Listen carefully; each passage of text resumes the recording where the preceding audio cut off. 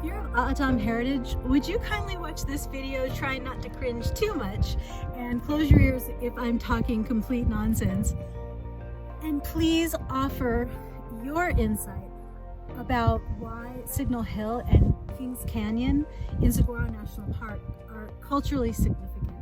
That would be a tremendous service to those of us who want to appreciate the land and the landscape and the true history of our land. Climbing atop Signal Hill in Saguaro National Park. It's a really, oh God, the sound always sucks on my videos. I know, sorry, the wind. I'm always shooting on the fly. The wind starts whenever it starts. I should be ashamed because my husband's a sound technician for movies, but this is the nature of nature, right? I'm always out hiking, so it's this little box of wide open expanse, extremely diverse natural habitat, ecosystem, whatever you call it.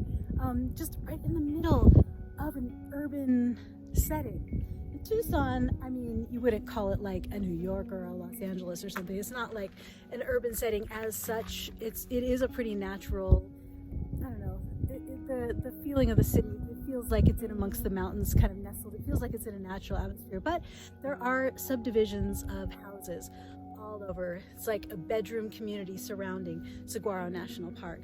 So I am walking up Signal Hill right now. That is the top, and I'll show you some of the images we're seeing. That is facing exactly south.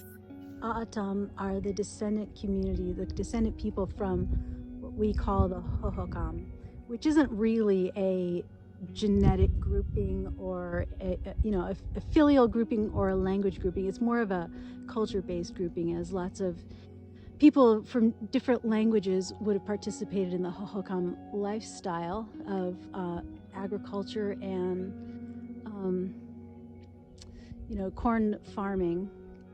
But this place, Saguaro National Park, was used by archaic people and the Hohokam era people for special use, for harvesting saguaro fruit and for hunting. Not a place where people resided long-term or in large numbers. There are camps found, but not really big settled communities like areas that are outside the park and closer to the Santa Cruz River. So here at Signal Hill, it's certainly not the tallest point on the landscape by any stretch. It's actually quite short. And I don't know. I don't know what's happening here, why this is the place where, that was chosen to be the temple, as it were. So we've got the Tucson Mountain District Saguaro National Park here, and it's like in the shape of a crescent with a little bit here at the center. Signal Hill is over here. So Signal Hill is like at the tip of this crescent. Maybe that has something to do with it. I think these are really high peaks. I know there's another petroglyph site down here, Kings Canyon. And those are the only two, Signal Hill and Kings Canyon are the only two in the park that anyone's talking about anyway. I did read the, I don't know what you call it, archaeological recommendations for the monument when it was being considered. And so I was trying to find out sort of the cultural or human history of this area, this region, partly because of Signal Hill, and I wanted to know what Signal Hill means, what it meant to the people, when it meant something to the people. And what I discovered in that original 1975 write-up is that Saguaro National Park was originally meant to be, any archaeology information about the park was meant to be kept in trust, only to be shared with researchers if any questions to be asked about the park or human history within the park could not be answered outside of the park. So it's I'm gonna give you a little bit of a panorama out here so you can kind of get the idea. I mean, it's big, but it's not a very big place. It's constantly in danger of development. Okay, look around. See out that way? Hold my umbrella. Development, development. All of this is development. And then over those hills, development, development, development. So you can see it's not you can see from one end of the monument to the other. It's a very small geographic area. So the idea was to preserve its archaeology and safeguard its archaeology as much as possible, avoid excavation as much as possible. And there's some dry caves here. Now, I don't know what's happened since 1975, how much archaeological study has been done in the park since that time, but during the time of that write-up, there was a cave which was expected to hold a lot of archaeological remains, but they strictly outlined that you have to have the funding for a pottery expert, a textile expert, a human feces expert, and a pantheon of experts to examine every single element of that cave and maximize the use of pretty much the only time that you'd be granted permission to excavate that cave. So what we're talking about here at Saguaro National Park is occupation by humans for at least 10,000 years up to the historic period. Now we're at the top of the hill, and I will just turn my camera around and we'll see what we can see up here. So the first thing I see is this spiral on the boulder there that faces exactly north, which is, to me, really, I'm always confused by north-facing petroglyphs, because typically they're south-facing, because that's the side of the rock that gets the most sun exposure. And that's also the path of the sun. The sun's always traversing the. I just saw Sandy the squirrel run over the rocks. Did you see that? Anyway, the sun's always, or the south-facing side of boulders is always exposed to the sun. North-facing side, not so much. That's why, moss grows on the north of things. It's always colder on the north side of a tree or a hill. Snow melts slower on the north side. Not as much sun exposure. Here's another north-facing spiral. I can see that there are only a few that I can show by video. On top of the hill here, what I'm mostly seeing is Hohokam era imagery, Gila style, I guess they call it. Not archaic, not of the earliest people. Those are typically not so representative. I mean, you could argue that that is not representative, but the archaic style is more like long squiggly lines, random meanders. I'm not seeing that here at all. Now this is on top of the hill. So I guess you can consider this to be something like, the pinnacle of the temple, like this. Look at these animals. I can't tell if they're bighorn sheep or if they're coyotes. They kind of have long tails. They might be coyotes. And that bottom one's got kind of a squiggle coming out of it, so it's connecting to something. And they're all facing south. That was the same as animals at Picture Rocks, which is in my equinox video, where I show you the sundagger that goes through a spiral like this.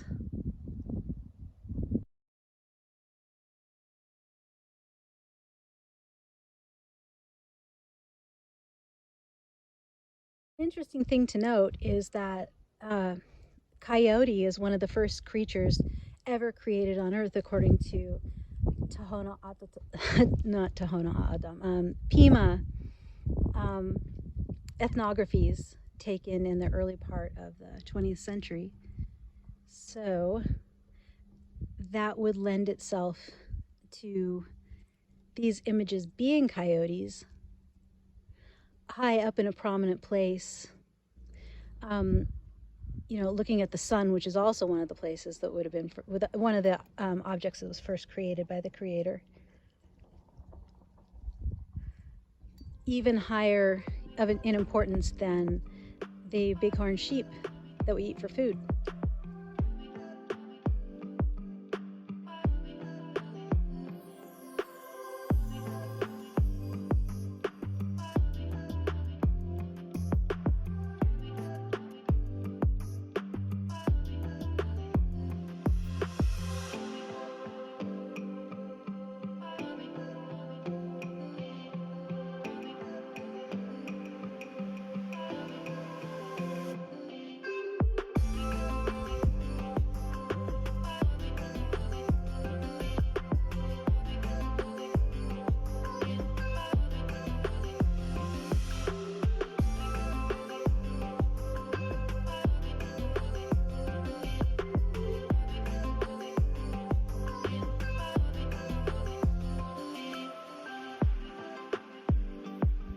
Now I've hopped over to Kings Canyon.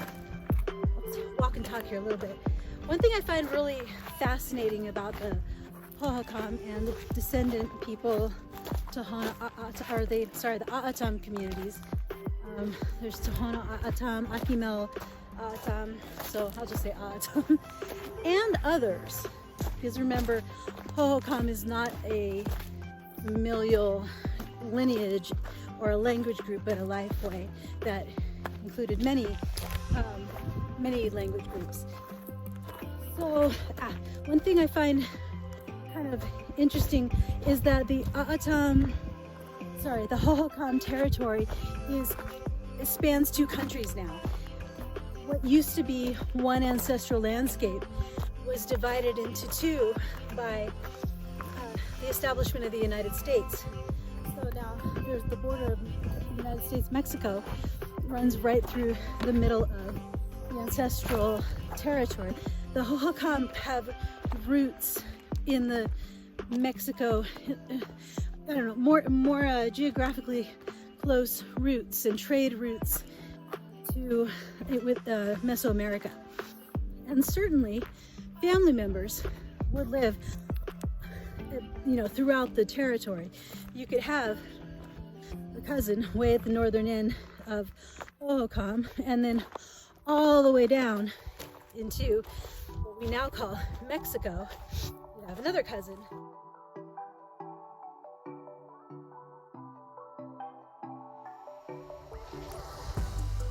This is gorgeous Kings Canyon. I'm walking a high trail next to this gorge, which clearly is an active water source. Well, not today, but I see fairly recent rivulets down that way. It opens out into the big basin.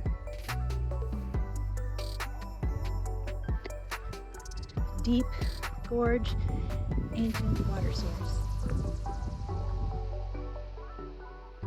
We're almost a mile down the trail, a mile upstream of this creek, river, water source, whatever you call it, drainage. That is Amole Peak, and that is Wasson Peak.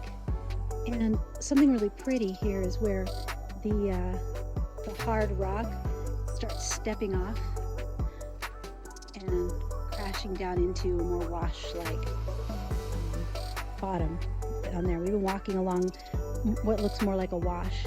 This is essentially a kind of waterfall, you know, mild, low waterfalls. You see some kind of modern piping there. Over here, oh, I'm gonna get this so wrong. I think it's Civilian Conservation Corps that made this little construct over here. Made this building. Here we are at the backside. Let's see what's inside. Birds are around water. Oh. Okay. There you have it.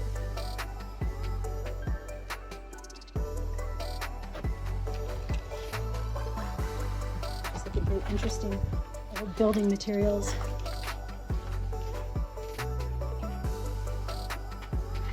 Hey here, bees. I'm getting out of here. Ah, I definitely just walked into a beehive. So the Civilian Conservation Corps, whoever the heck made that, made an elaborate beehive. Hey buddies, come on, please.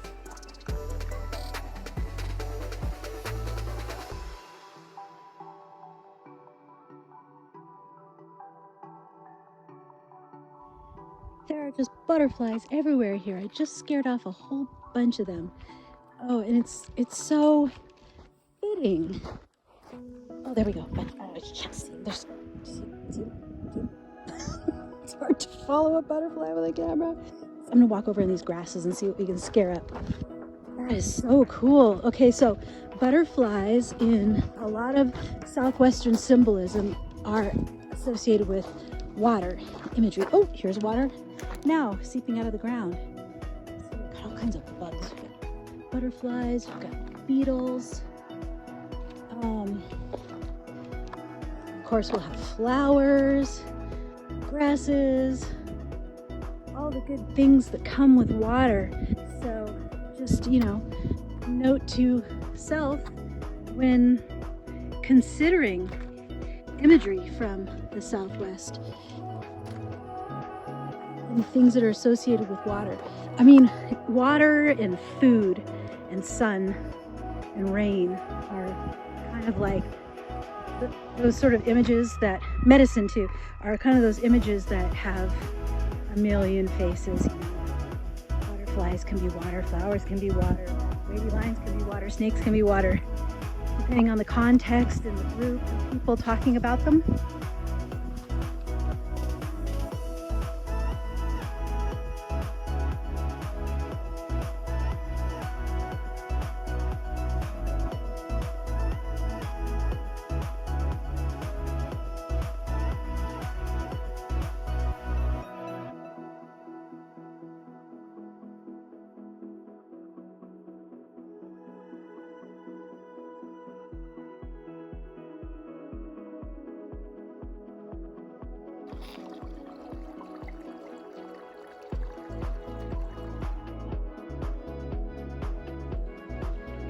So remember when I was on the high trail and I said, look down below, look at where it starts to step off, become like a little mini waterfall. This is the waterfall, and there is in fact falling water. And the other thing I always say is look for the weirdest thing on the landscape. At that point, this was the weirdest thing on the landscape I'd seen so far. It's in narrows where the water comes. It rushes down out of the mountain right into this rocky narrows and falls over the waterfall and all over the rocks right here at the waterfall are the archaic petroglyphs.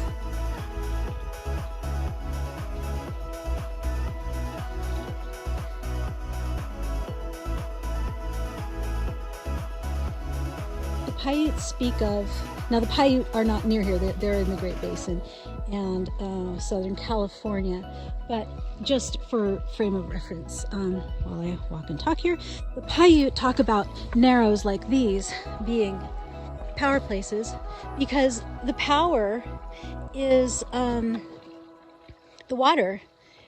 It is the power is concentrated right here where the water is concentrated. The water, I don't know. I'm trying to say a lot of things all at the same time. Basically, a place where something as powerful as water concentrates is a concentration of power just by the nature of what it is. But it also has spiritual significance. And that can be reflected in images placed at a place like this.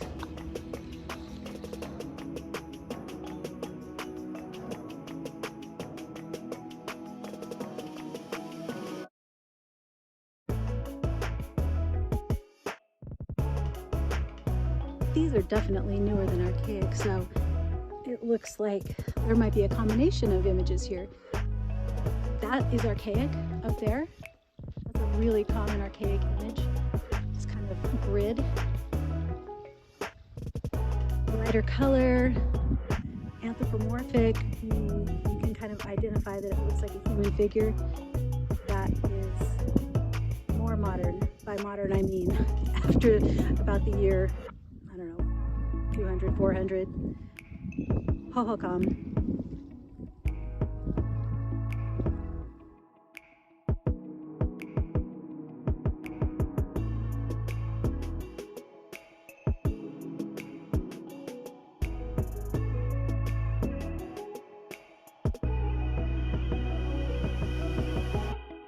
Something that I find really striking looking at these is how similar the archaic images are across the entire Southwest. How they tend to have this, they have like strings with a lot of wavy lines going down them, sometimes ladders. I've seen the bubbly grids across the entire Southwest, from California all the way over to wherever. There seem to be, it's like the archaic people, maybe either there were less of them and they traveled further, or I don't know how to, or maybe, you know, they're closer to their original roots, you know, for the Paleo period. Maybe, you know, they're closer to the original time when they entered into the Americas, so they're still in touch with old ways that changed rapidly once horticulture and agriculture hit the Southwest. I don't know. This one's extra interesting. Look at this. So you see how it's light on top and it's dark on this surface? That dark surface should be up there with all the other dark surfaces. See? Petroglyphs on dark surfaces. But it's fallen. So that used to be probably right about there. Doink.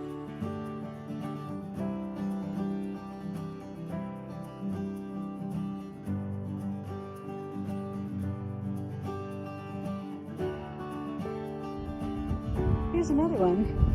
This came from right there.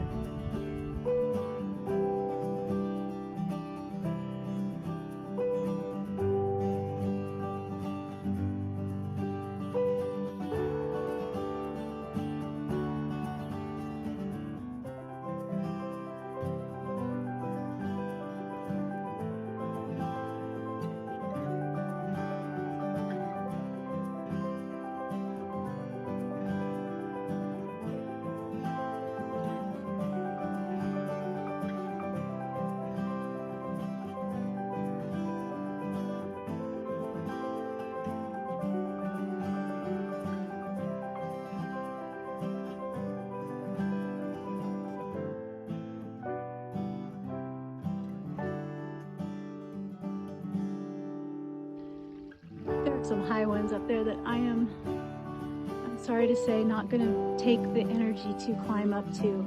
I hope you can see them. I've been out in the sun since 8 a.m. and now it's probably somewhere around 5 or 6. Totally exhausted. And I'm looking forward to a martini.